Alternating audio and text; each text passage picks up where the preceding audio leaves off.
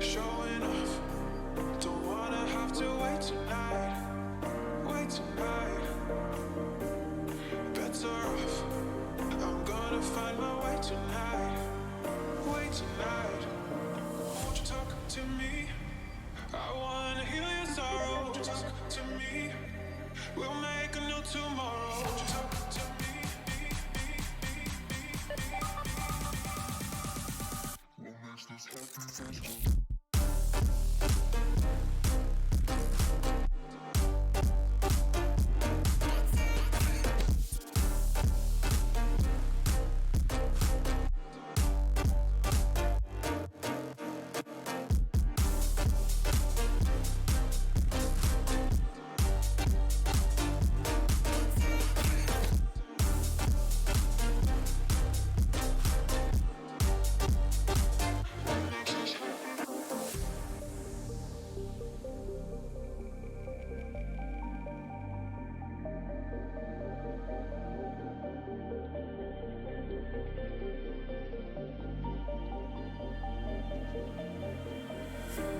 Showing off, don't wanna have to wait tonight.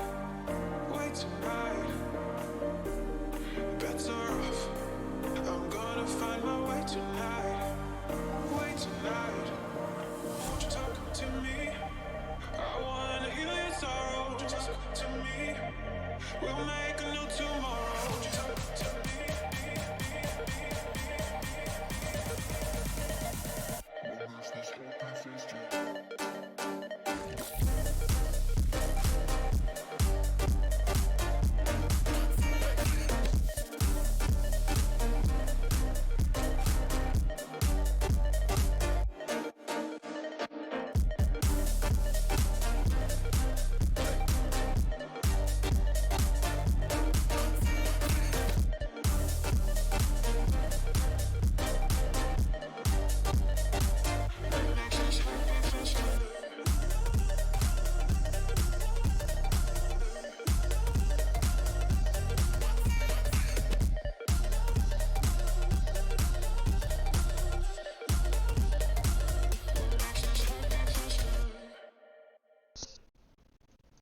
All right, hello everyone. And where's the camera? It is right there. All right, I am still bringing up the book. So here we are. What are we on? Chapter 12, I think, of Crosscurrent. Where the hell is it? Where is it? Oh, looking right over the top of it. If it was a snake, I wouldn't have been looking for it. All right, here we go.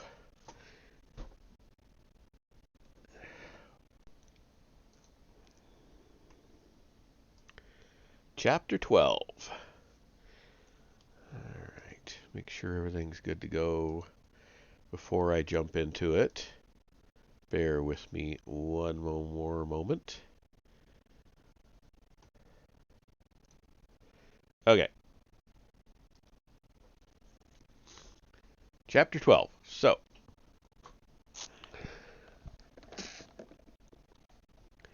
snow drifted halfway up the metal and durcrete walls of the facility. Spears of ice hung in thickets from every overhang. 3/4 of a communications tower jutted upward from the tundra like an accusatory finger, blaming the sky for its fate. A faint, snow-blotted light at the tower's top flashed intermittently, keeping time with the beacon playing over Flotsam's cockpit speaker, keeping time with Jaden's heart. "Looks abandoned," Kedron said. Jaden came back to himself, swallowed in a mouth gone dry. "Yes. Definitely looks old enough to be Imperial," Kedron said. Jaden forced a nod, though a sense of déjà vu gripped his gut. For an instant he lived in the dream space between his force vision and his real senses, and he was suddenly unsure that he wanted to set foot on the moon. Fighting down the doubt, he reached out through the force, expecting to feel the bitter recoil of contact with the Sith from his vision. Nothing. He took his hand from the stick, made a claw of his fingers, looked at their tips, the fingertips that leaked force lightning when he was overcome by anger or fear. Nothing. "Are you all right?" Kedron asked, taking the co-pilot's stick. "What are you doing?" Embarrassed, Jaden made as though he were flexing his fingers against stiffness. "Nothing. I am fine." "Maybe a flyover before we set down?" Kedron said. He did not release the stick and seemed pleased to be in control of the ship. "Agreed," Jaden said. Kedron decreased altitude and speed, flying low over the complex. With many of the buildings having lost their battle to the snow, Jaden found it difficult to make out the contours of the complex. Small mounds suggested tertiary structures, though it was hard to tell. "Could be a field generator," he said, pointing at a dome-shaped mound of snow. "You would know better than me," Kedron said. The central building, a rectangular single-story mass of ice-rimmed metal, looked like any number of facilities Jaden had seen before.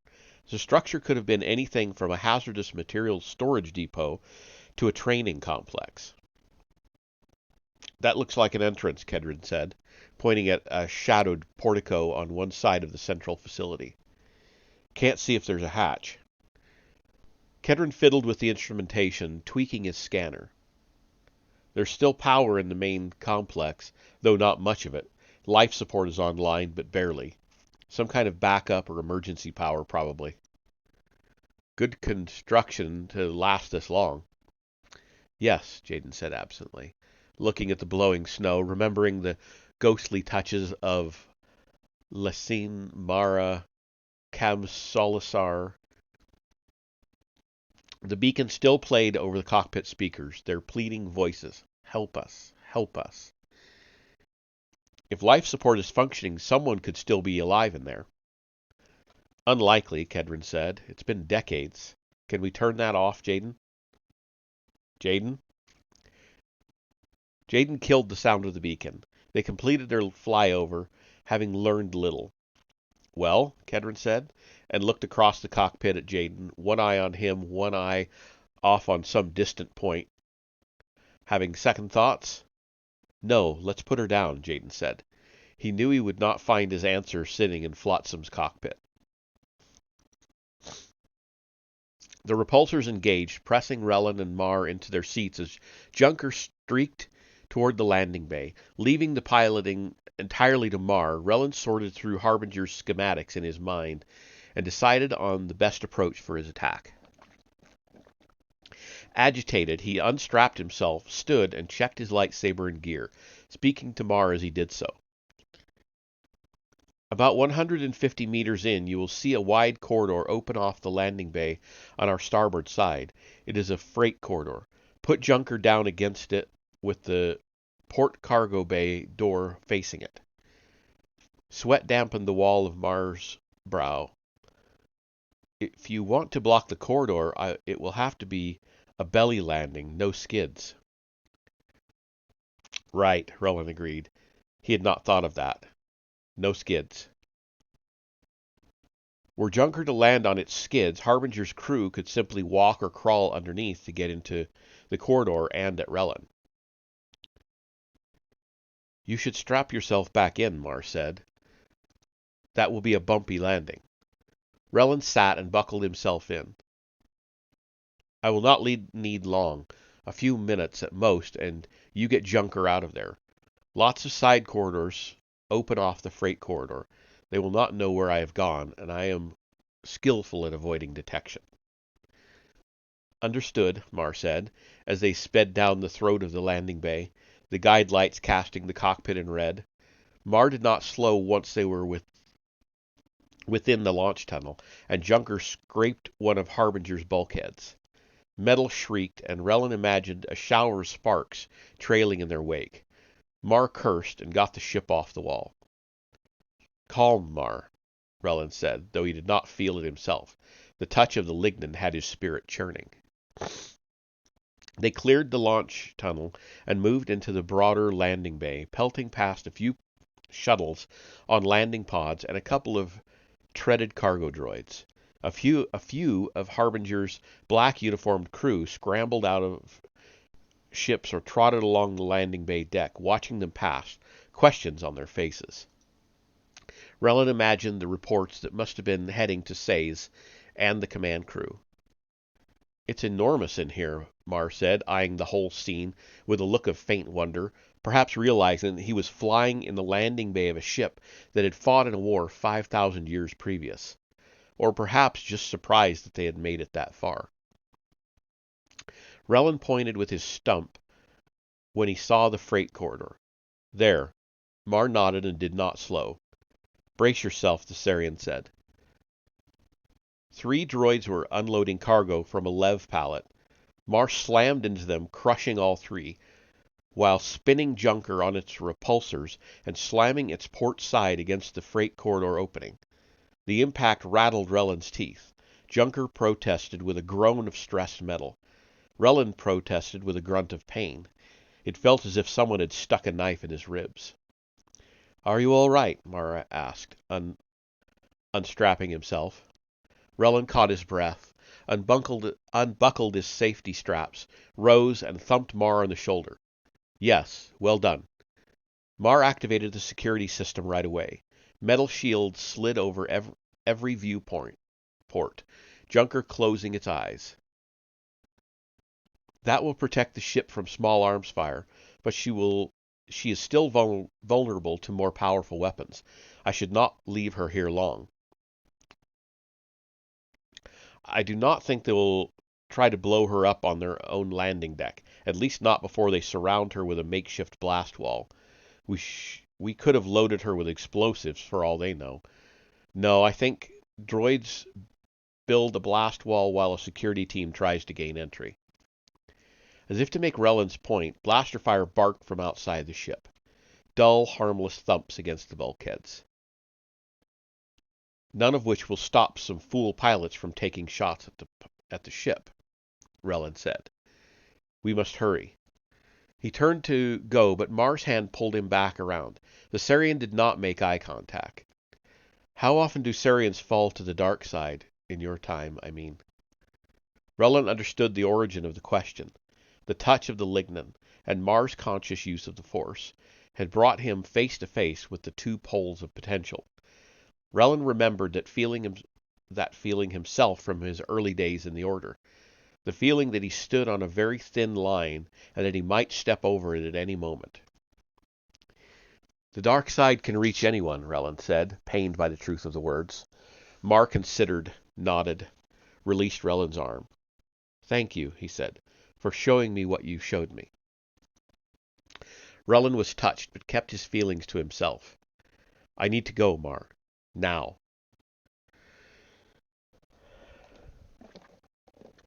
Relin and Mar sprinted through Junker's corridors, Mar leading, until they reached the port cargo bay. The bay felt cavernous, as empty as Mar had seen it in years. His speeder bike, Kedron's searing swoop, and a few sealed shipping containers were all that remained. They had spaced everything else. They hurried across the bay, their boots beating staccato on the metal floor, until they stood before the cargo door. Mar put his finger on the red button that would lower the door and looked to Relin. He could see that the Jedi was not well. Sweat glistened on his pale skin, pasting his black hair to his scalp. His breathing was labored, pained, that of a wounded animal. His deep sunken eyes looked clear, though, lit by some inner resolve, and that heartened Mar. "Ready?" Mar asked. Relin inhaled and bounced on the balls of his feet, staring at the cargo bay door as if he could burn holes into it with his eyes. He ignited his lightsaber, the green blade humming in the quiet of the bay. "Open it." Mar hit the button, and the bay door started to descend. The wail of Harbinger's alarm carried through the opening. 5 minutes and go, Relin said, without looking at Mar. Before the door got halfway down, blaster fire from the freight corridor sizzled into the bulkheads, scorching the metal. Mar threw himself against the wall, out of the line of fire. Relin did not so much as move while the door continued its trek. More blaster fire poured through the opening. Relin deflected 2 shots with his lightsaber, almost casually sending the bolts into Junker's bulkheads. Looking straight ahead, Relin started to speak. Stopped, then started again, his lips barely moving. "May the Force be with you, Mar." Mar heard sadness in Relin's words, saw tears pooling in the Jedi's eyes. "Relin," Mar began, but before he could say more, the bay door opened fully, and Relin bounded out into the hail of blaster fire. The glowing line of his lightsaber transformed into a figure 8 by the speed of his defense. He roared like a rancor as he sped down the corridor. Blaster fire forced Mar back against the wall, and he lost line of sight to the corridor. He heard Relin's shouts, answered by throaty growls. Heard enough blaster fire to know that Relin was facing a large number of enemies. Blasts carried through the cargo bay and blackened the storage containers. A lull in the fire allowed Mar a moment to peek out and down the corridor. A pair of bodies, large, red-skinned humanoids in black uniforms, lay in a pool of blood 8 meters down the corridor, both decapitated. One of the heads faced Mar, yellow eyes still open, a fleshy beard of finger-length appendages partially concealing a fanged mouth. Mar had never seen such creatures before. Relin sheltered in a crouch in one of the many doorways that lined the hall, maybe 15 meters from Junker's gangway. More of the red-skinned humanoids, all of them armed with large blaster pistols, crouched at intervals in the other doorways and alcoves that dotted the length of the corridor. Two more sheltered in the middle of the hall behind a treaded droid, which beeped plaintively at its predicament. Mar assumed the creatures to be some kind of security detail. He counted 14 of them. The smoky air carried the acrid tang of blaster discharge and scorched metal. Harbinger's alarm continued to scream. The creatures shouted at one another in deep, gravelly voices, though Mar did not understand the language. Now and again, one of them would fire a blaster shot in Relin's vicinity, but none made as though to advance. They appeared content to keep Relin pinned down. Probably they had already called for reinforcements. Relin crouched with his back to the wall, facing Mar, favoring his cracked ribs. Anger twisted his expression so much he could have been another man altogether. His eyes looked like holes. The light from his lightsaber cast his pale skin in green. He must have felt Mar's eyes on him. He looked up and made an angry gesture with his stump, ordering Mar to seal Junker. When Mar made no move to comply, Relin snarled and leapt out of the doorway, moving so fast he looked blurred. His lightsaber weaved an oblong shield of light around him. The security detail opened up in full, and blaster shots filled the corridor. Relin spun like a top, deflecting the shots with rapidity but no control. Blasts slammed into the ceiling, into overhead lights, sending a rain of glass to the floor, into the cargo bay, close enough to Mar's face that he felt the heat of its passage. Relin closed on the nearest pair of red-skinned humanoids, gesturing with his stump as he neared them. The creatures' blasters flew from their hands, and they backed off a step, eyes wide, fumbling with the huge metal polearms on their backs. Before they could bring them to bear, Relin redirected the blaster fire from their fellows to them and blew holes in both their chests, spattering the bulkheads with their black blood. Relin ducked into the alcove where the two dead creatures had sheltered, using their corpses as partial cover. Mar saw him in profile, the pained grimace on his face, the angry set of his jaw. A blaster had winged his arm with the severed hand, though it appeared a minor wound. Scorch marks ringed the frayed holes in Relin's robes and shirt. Blaster fire pinned him to the wall. He was moving too slowly, Mar knew. He should already have been gone. They had not expected so much resistance right away. Harbinger's crew knew where he was, where Junker was, and more of them would marshal here to stop him. Relin looked back at Mar and again gestured angrily for him to seal the ship. "Close it!" Relin shouted. Blaster fire forced him to press himself against the wall. From outside in the landing bay, something heavy thumped against Junker, and the high-pitched whine of some kind of motor carried through the bulkheads. Mar knew the crew in the landing bay would soon either try to cut their way in or simply blow the ship from the deck. He had little time. If they got into Junker, he'd never leave Harbinger. He reached for the button that closed the the cargo bay door, let his hand hover over it, and stopped. He remembered the greasy touch of the lignin on his spirit, its coldness, its sharpness. He did not fully understand its danger, but he knew Rellen's warnings about what the Sith could do with it were true. Rellen could not be allowed to fail. He lowered his hand and met Rellen's gaze. Perhaps Rellen saw Mar's resolve. "No!" Rellen shouted. "Go, Mar, go!" Mar nodded, but not at Rellen. "I am the keep," he said to himself.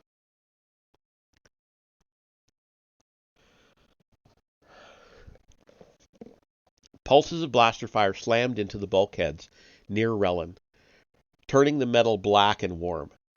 Anger, frustration, and pain warred for predominance in Rellen. Every breath made his side feel as if he were being stabbed. He was moving far too slowly, he knew.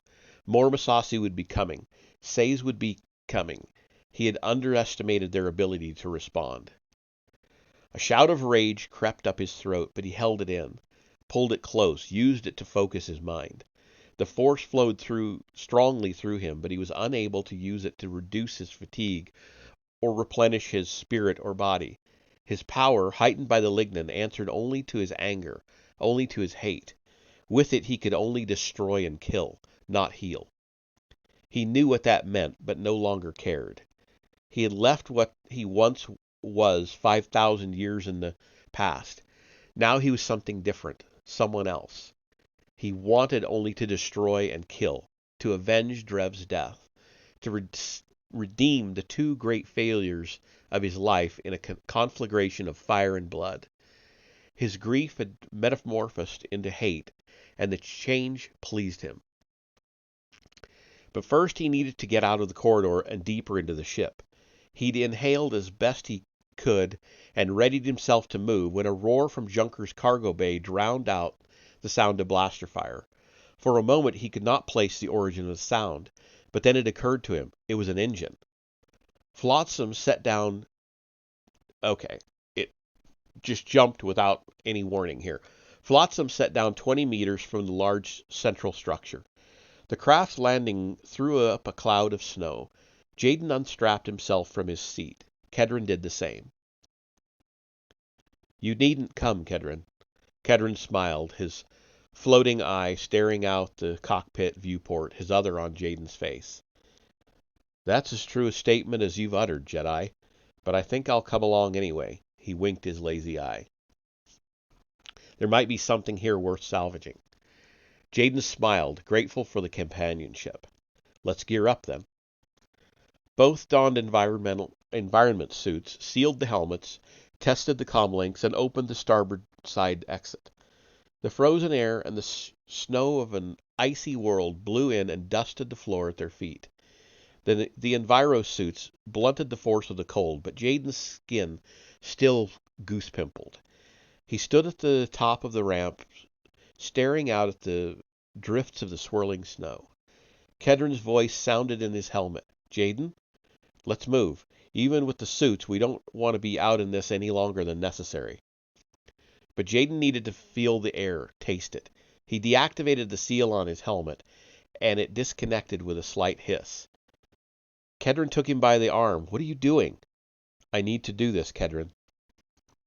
"Why?" Jaden did not answer, but Kedron let him go, muttering about eyes and cursing randomly. Jaden lifted off the helmet and gasped as the smell of the air, the cut of the wind against his skin. He was living his force vision, the imagined and the real melding into one in the frozen air of the moon. He inhaled. The air felt like fire in his throat, and he imagined himself purged by the pain. Moisture from his breath formed clouds in the air before him, collected in his beard, froze there. The wind hissed past his ears. In the distance, he heard the crack of ice. All of it as if it had been in his vision. As it had been in his vision. He knelt, removed a glove, and took a handful of snow from the deck, letting it melt in his hand. He looked out through the swirl and saw the red light of the communications tower looming over the rest of the complex, blinking at him through the snow. "Help us! Help us!"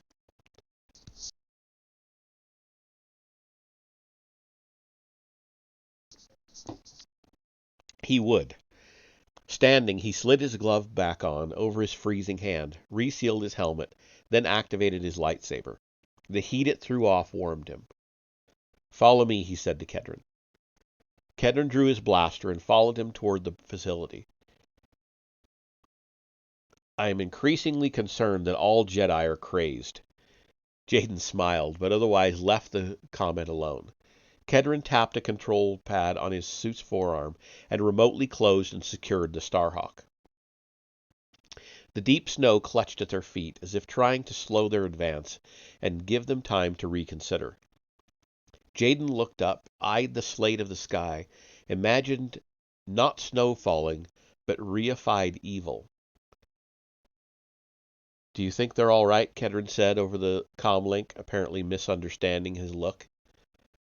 "Would you know if something happened?" "The Force is with them," Jaden said. "You said that before, but it's not an answer." "I do not have any of those." The facility looked to Jaden not like an ordinary building, but like a tomb that held an enormous evil better left alone. He was unsure that he should dig it up, yet he felt he had no choice. He faltered in his steps. Kedron stepped to his side. "Come on, Jaden, keep moving. There is a hatch ahead." Jaden continued on, walking beside a skew-eyed salvager on a moon not found on any star charts. "Hey, was I in your vision?" Kedron asked him. "No." "That's not reassuring," Kedron said, and chuckled. Jaden laughed too, glad once more for Kedron's presence. They neared the hatch, and Jaden was certain that whatever fate the Force had for him lurked behind it. Mar held a blast... Okay, now we're back to Mar. It just jumped again.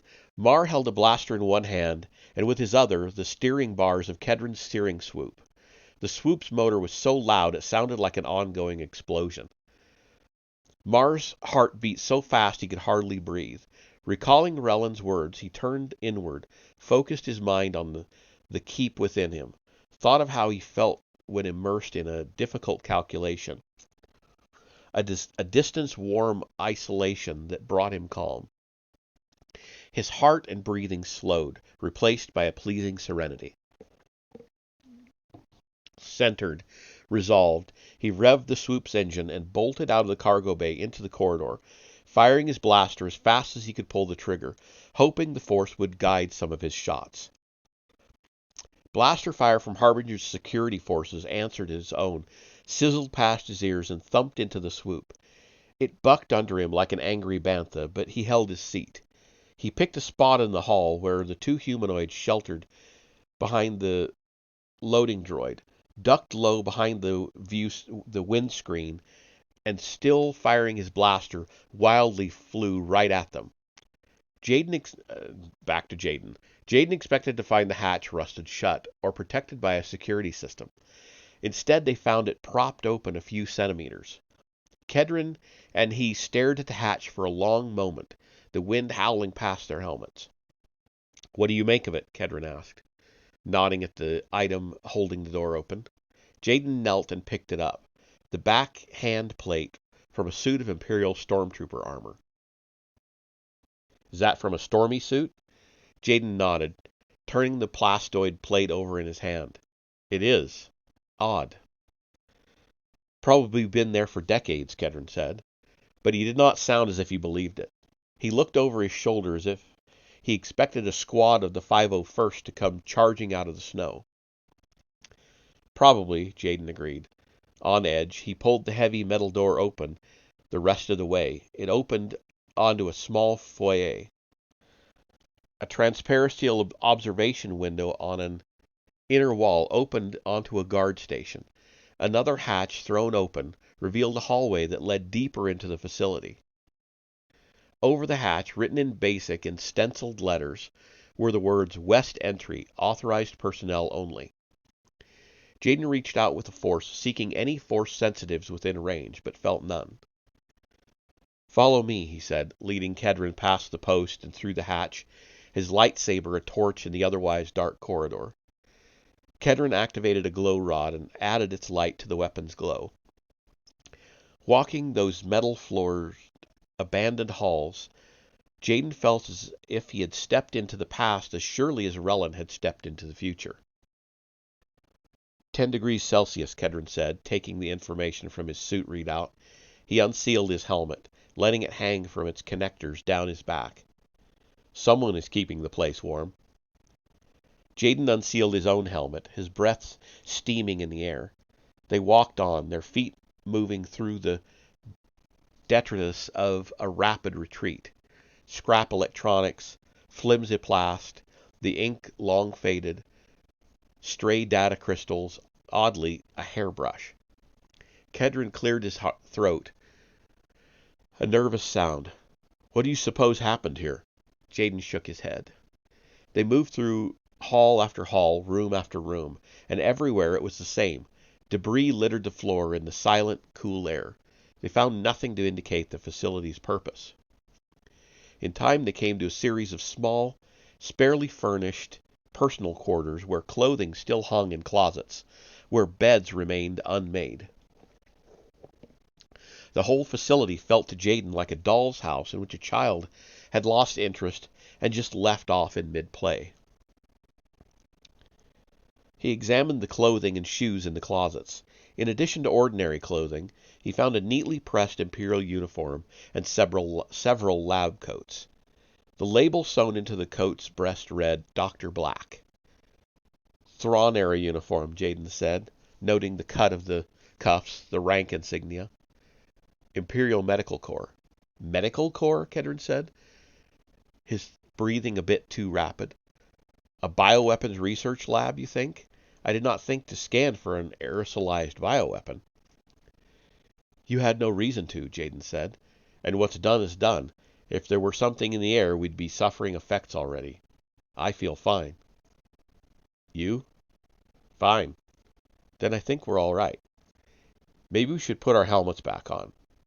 We're all right. Kedron seemed to accept that, and the two of them searched the chest of drawers, the side table. Jaden felt awkward pawing through others' personal effects, but saw no other choice. He rifled through toiletries, a reading light, a gift set of novels on data crystals, inset into an elaborate box. Eventually, Kedron pulled a personal vidlog from the back of one of the drawers. Here, he said in an excited tone. He tapped at the buttons, soft at first, then harder. Not functional.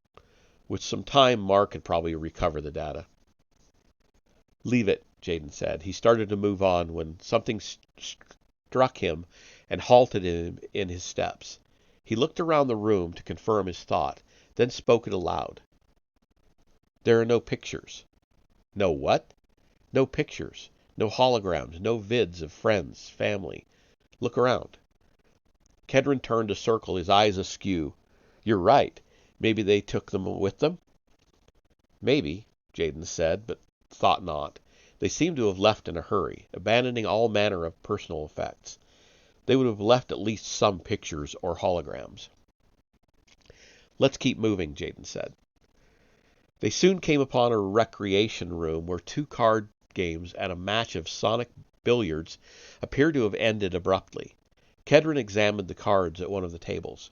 Sabak, he said, and flipped over the cards for all but one of the hands. Cheap deck and not a good hand among them. Unlucky bunch. He seemed to hear his words only after he said them, and colored at their implication. At cards, I mean. A galley off the recreation room still had sludgy calf in 2 of the pots, stores of dry goods, fresh food, long rotted. Jaden eyed the walls and saw a large square speaker beside one of the air filtration vents.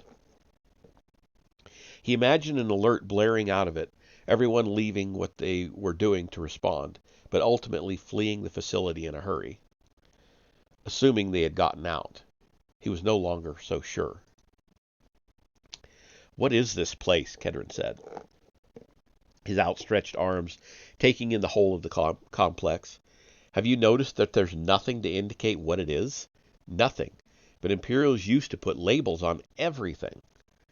Normally the hallway walls would be crowded with written directions and arrows pointing to weapons lab, this, research area, that. This place is secret even from itself. Jaden agreed. Something about the facility felt off. Too secret. There has to be a central computing core, Jaden said. Let's find it. Continuing through the corridors, they found still more sleeping quarters for laboratory personnel. The lab coats again had names sewn onto the breasts. After seeing a few more, the pattern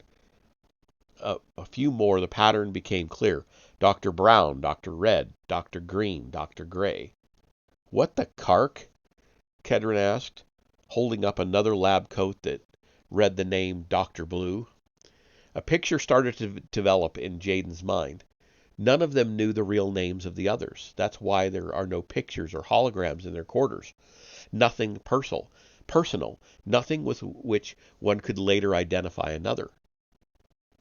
Jaden knew that at some top-secret Thrawn-era facilities, the participating scientists would be forced to endure surgical alterations of their facial structure while on assignment, changing back to themselves only after their work was completed. None would be able to recognize another afterward. He wondered if that had happened in the facility, and if so, why. And no instructions on the walls, Kedron said. Visitors knew nothing.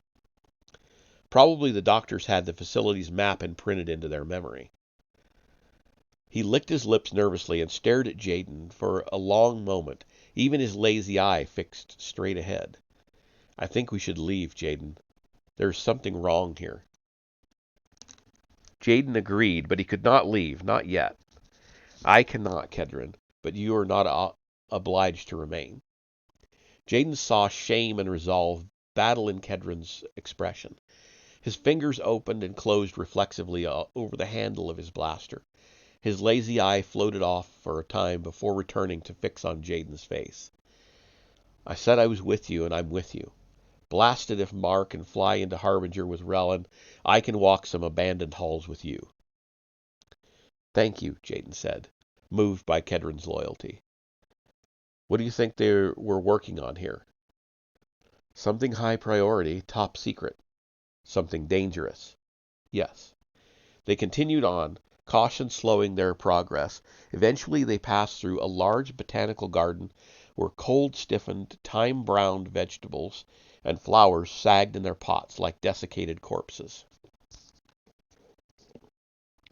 Sun lamps hung from the ceiling, eyeballing the death of their charges. The faint smell of soil and organic decay filled their cavernous garden.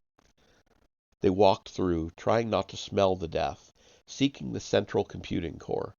They passed what Jaden figured to be a barracks, wall-mounted double racks, military-issue blankets, a central table for recreation.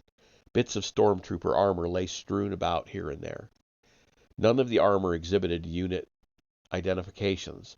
Jaden imagined the troopers had been elite soldiers, plucked from various units to serve as security in the facility. They would have been mind-wiped after leaving the facility, he imagined. A weapons locker adjacent to the barracks had only empty racks, save for a lonely Blastech E11 on one of the rungs, a heavy blaster commonly used by stormtroopers. Jaden and Kedron left it alone. They passed through corridors, more rooms, but Jaden barely saw them. He wanted to reach the central computing core.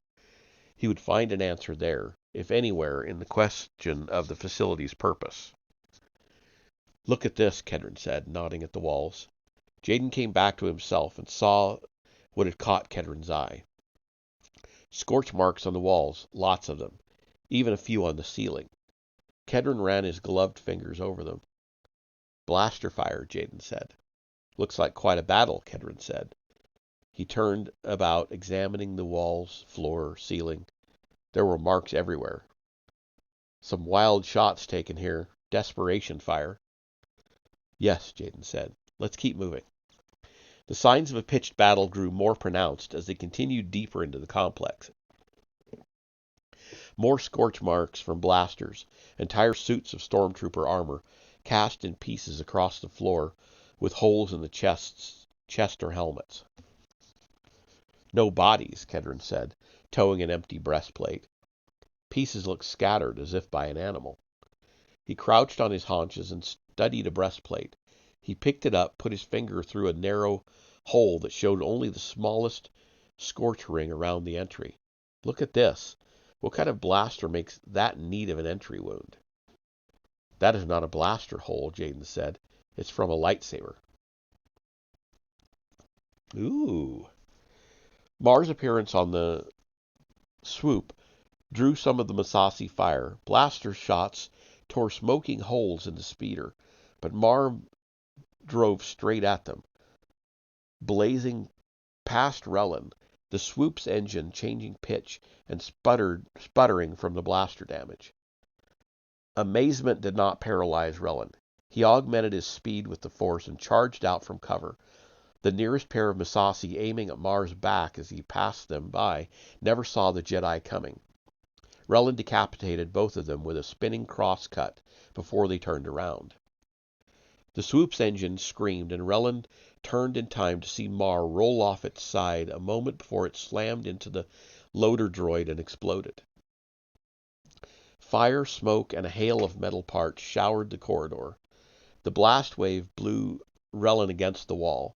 Flames engulfed the speeder, droid, and the two Massassi who had sheltered behind it. They staggered down the hall, screaming and burning, making it only 3 strides before their legs gave out and they fell face down to the deck. One of the loader droid's arms protruded from the flaming amalgam of plastic and metal, waving in slow motion as if in farewell. The stink of burned flesh, blaster discharge, and melted plastic filled the hall. The unexpectedness of the explosion froze the action for a moment. Even the Massassi blasters went temporarily silent. Mar lay in the center of the hall, a dazed look on his face. The moment passed. Violence re-erupted. The Massassi near Mar recovered first and trained their blasters on him. But before they could fire, Relin drew on the power he had gained from the lignin to target a force blast, a telekinetic burst of concussive force on the two of them. His raised hand and a violent impulse. His raised hand and a violent impulse drove a focused blast into their throats and visibly crushed both of their tracheas. They fell to the floor, clutching at their ruined windpipes. One discharged his blaster into the ceiling as he went down. "Cover, Mar!" Relin shouted in a hard, sharp voice that did not sound like his own. He realized only then that he was smiling. He was outside himself, someone else. Mar, his face blackened, bleeding from the nose, heeded Relin's words and scooted against the wall, firing at anything that moved. He hit one Massassi down the hall in the face, another in the leg, then went fully prone in a nearby doorway, while blaster fire soaked the air around him. Relin stepped into the center of the hallway near the ruins of the swoop and loader droid, his lightsaber blazing, his spirit on fire from the lignin, his rage the fuel of the conflagration. He laughed aloud, embracing the full power running through his body, drawing on the sea of energy available to him. The Massassi focused their fire on him, but he deflected it almost casually. Walking down the hall, repelling blaster shots as he went, he moved methodically through the ranks of the security team, crushing throats and shattering chests as he went. The last surviving Massassi threw down his blaster, pulled his Lanvarok from the scabbard on his back, snarled and charged. Relin took mental hold of the Massassi's throat and drove him to his knees, gasping, 2 paces away. Relin stared into his yellow eyes, took in the bared fangs, dripping saliva, the piercings of steel and bone that disfigured the Massassi's face, the map of veins in his straining arms and neck. He drove his lightsaber into the Massassi's chest, and the body fell face down at his feet. Man. Around Relin, Harbinger's alarm wailed. The loader droid offered distorted, slurred beeps, and the few stubborn Massassi gasped away the moments that remained to them. In the privacy of his mind, Relin heard Drev's laughter and the irresistible call of his own rage. The weight of what he had done and how he had done it, what he had become, settled on him. He stood up straight and bore it. He deactivated his lightsaber, and Mar's hand closed over his shoulder. "We should go," the Sarian said. "Now, more will be coming. You lead." Mar's touch grounded him. His legs went weak and he sagged, but thought of Drev and did not fall. Turning to face Mar, he saw the blood leaking from the Sarian's nose. Mar seemed not to notice it. A contusion was purpling on his right cheek. "Thank you," Relin said to Mar. "My injuries have slowed me." Mar gestured at the corpses. "What kind of creatures are these?" "Masasi," Relin answered absently. "Warriors bred by Sith alchemy from original Sith stock." Mar nodded. "Something similar occurred with clones in a recent war in this time." He knelt over one of the dead Masasi and took its blaster, testing its heft in his hand. Seemingly satisfied, he slid it into his thigh holster, keeping his own blaster drawn. "I do not have much of a charge left in mine," he explained. Overhead, the alarm continued its wail. Mar tried to push Relin along. "You lead." Relin stood his ground, shook his head. "No, Mar, go back." "I know what you will say, but I can help you." He tried again to nudge Relin forward. "There is little time. You are sick, Relin. You cannot make it alone." Relin was sick, but not only in the way Mar meant, and he had to do it alone. "I have lost 2 Padawans already, Mar, one to darkness and another to fire. I will not be responsible for anyone else." Mar stood up straight. "It is my choice to make." Relin's temper flared, and he poked a finger into the Sarian's chest. "It is not. You are to return to Junker and get off this ship, now." Mar looked as if Relin had struck him. His expression fell. "But what you taught me in the ship, about the Force, I did not... I felt the power of the lignin. I know this ship needs to be destroyed." Relin's anger leaked over the brim of his control. "You felt nothing, Sarian. Nothing." He felt a burning in his fingertips, looked down to see blue force lightning leaking from them, snaking around the hilt of his deactivated lightsaber. He felt himself color with shame. He did not look up when he spoke, though he managed a gentler tone. "Go, Mar, please." "But I felt the Force." "Then let your awakening be my legacy. But I can teach you nothing more. You must go." He felt Mar's eyes on him, studying him, as if Relin were a computation. Mar needed to solve. "You do not intend to escape."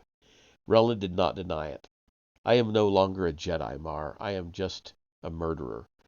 And there's yet more murder that I must do." Mar kept his face expressionless. "You do not have to do this in this way." "Goodbye, Mar. Seal up Junker and go. Things will end as they must." Mar hesitated, but finally extended his hand. Relin tucked his lightsaber hilt under his left arm and clasped Mar's hand. "May the..." Mar stopped himself, started again. "Good luck, Relin." Relin winced over the verbal detour and what it meant. "And you, Mar. Do me a service. Tell Jaden that he was right, and tell him that he was also wrong. There is nothing certain. There's only the search for it. Things only turn dangerous when you think the search is over. He will know what I mean."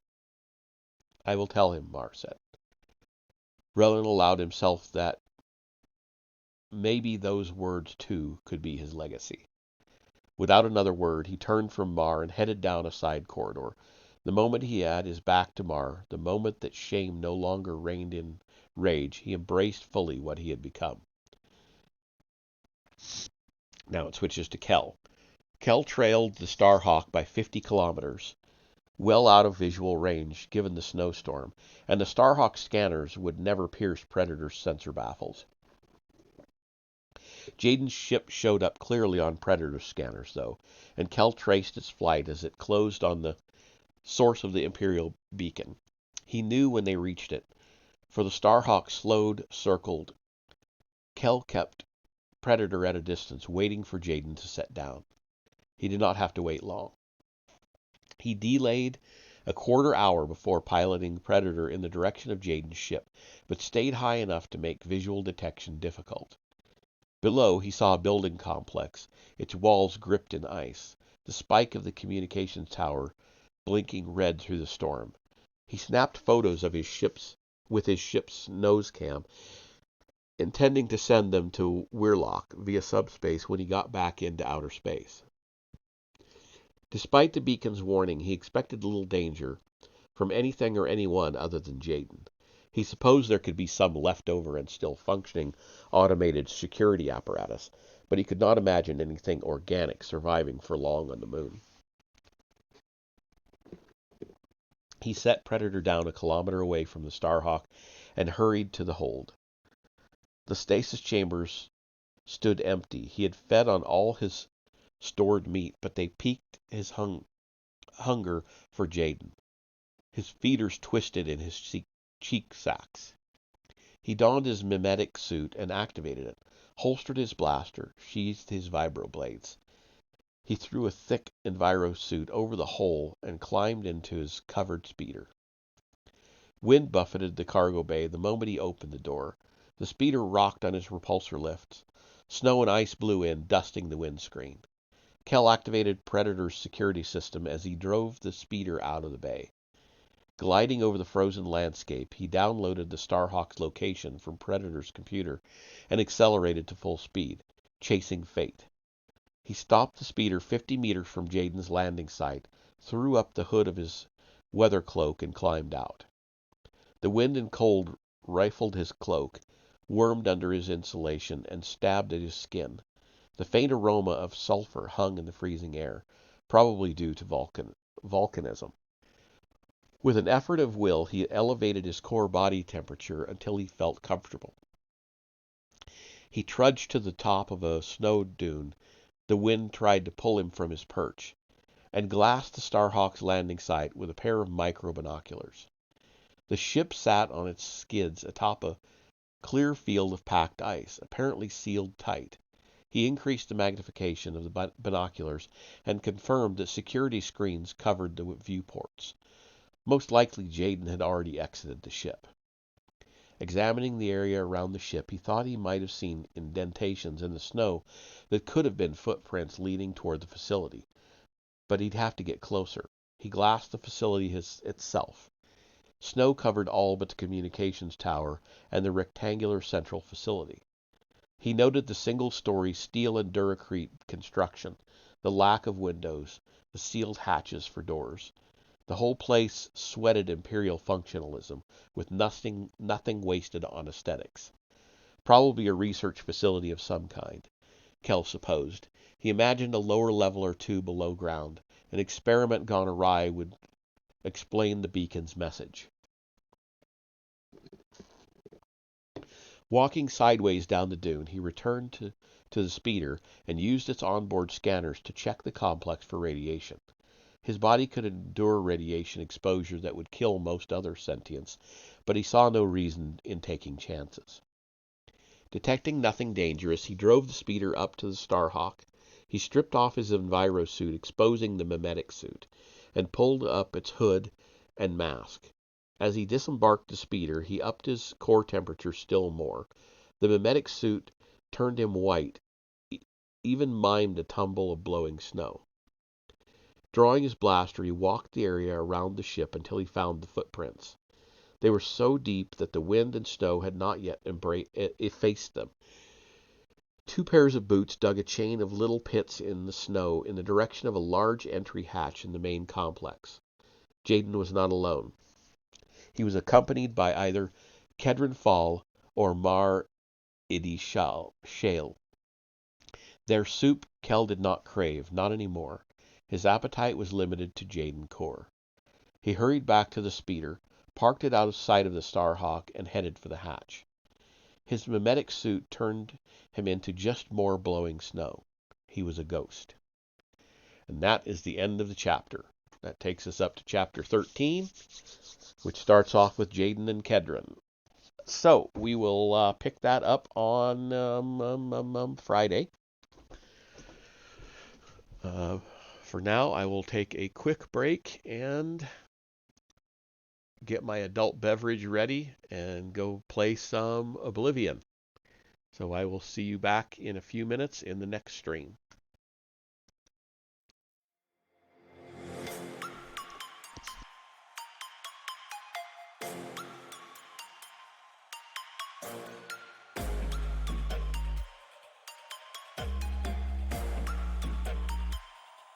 Prepare to die.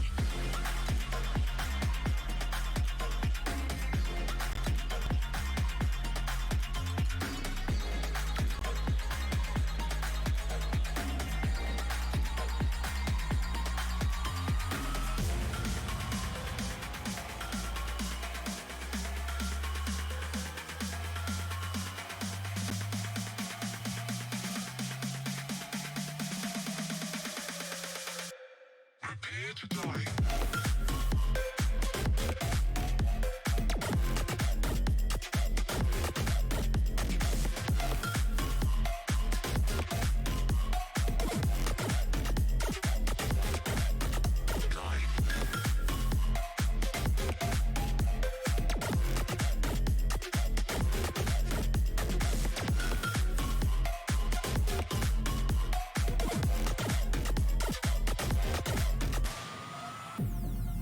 Welcome to a whole new world.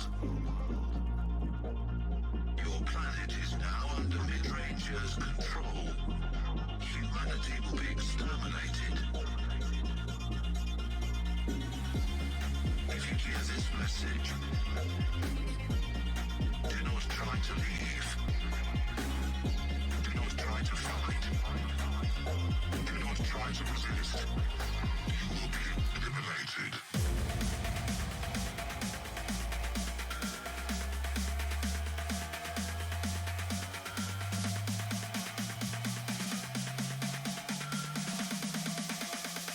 You will be eliminated.